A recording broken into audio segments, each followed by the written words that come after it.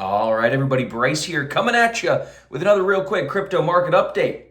I'm back. For everybody who doesn't know, I was gone for the past few weeks for a little paternity leave. Baby's happy and healthy. Mama is happy and healthy. And dad is excited to get back on the desk, putting in the long hours, completely locked in. Excited for where this market is right now. It was funny, when I left, a few weeks ago, Bitcoin's price was pretty much what it is today. Basically, the market's been flat. It's been down a couple days, it's been up a couple days, back down. It's pretty much flat. In fact, all of Q3, Bitcoin only rose by 1%, and the total market cap of all of crypto fell by about 3%. So, all in all, the last 3 months have been kind of flat. So, what do we see in Q4 historically?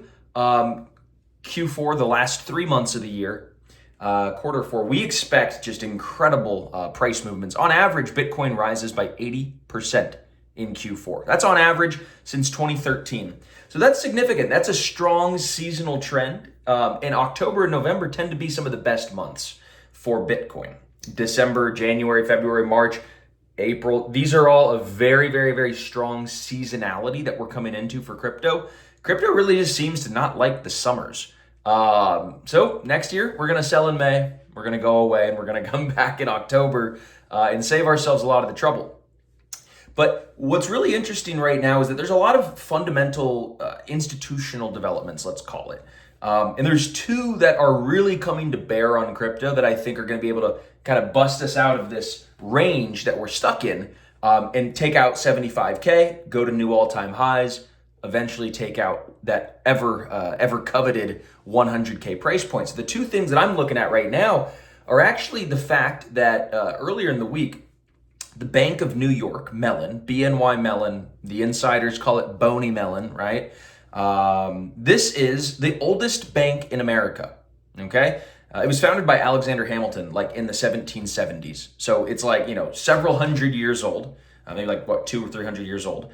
And what's going on with Boney Mellon is that they're now allowed to custody Bitcoin. The first bank allowed to custody Bitcoin, and they're getting an exemption from the Staff Accounting Bulletin 121, SAB 121, issued by the SEC. It's been essentially an agency, a rogue agency that issued some bulletin that said essentially banks can't custody Bitcoin for all of these accounting reasons, etc. And so finally, a bank has been working with them and got that approval, got that sort of exemption so that they could custody Bitcoin. So what does this mean? This means that there's going to be other banks that could follow that same playbook, right? Do the same thing, because the government can't be a kingmaker. They can't be sort of choosing the winners and losers, if you will. They're going to have to, if Boney Mellon can do it, other people and other banks that have those same licenses and regulations can follow suit. So A, it's the first domino to fall. And B, why is it so important? Because now banks can offer services that are crypto related. And they can custody for the ETFs. They could custody for hedge funds, for high net worth individuals, for other investment managers. And this is going to allow many, trillions of dollars to enter the space, because we need qualified custodians in crypto for large asset managers. And right now, there aren't many qualified custodians, if any. If there's several different sort of nuanced definitions of what is considered qualified by the government. But now that we have a for sure qualified custodian, we see just trillions of dollars that are going to be able to come trust BNY Mellon with their crypto custody.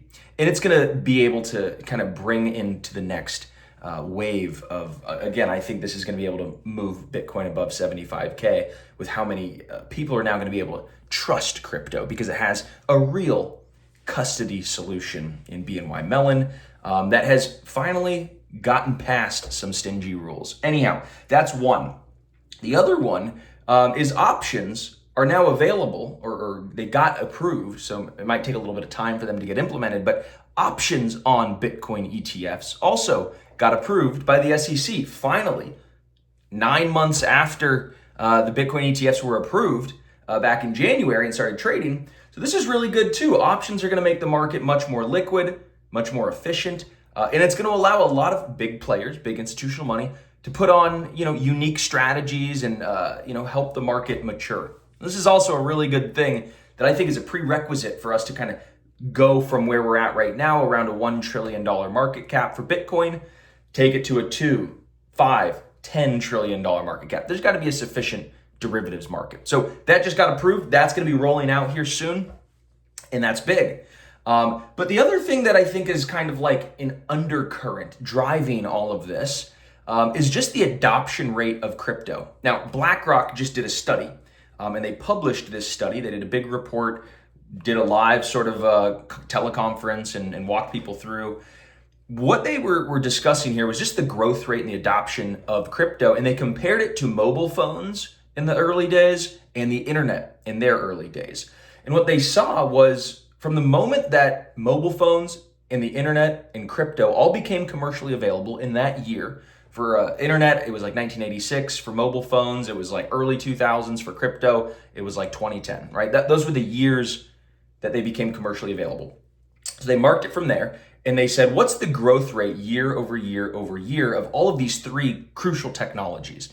And they did them side by side, and they actually showed that crypto has a faster growth rate since inception than mobile phones and the internet. It just goes to show that people are adopting it more. There's more users that are getting onboarded quicker.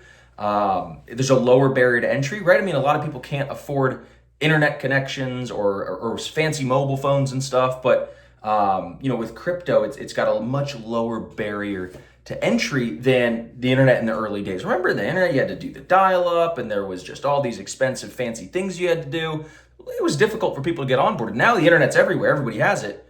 Mobile phones are everywhere; everybody has it. So those are the two platforms that actually allow crypto to get uptaked so fast.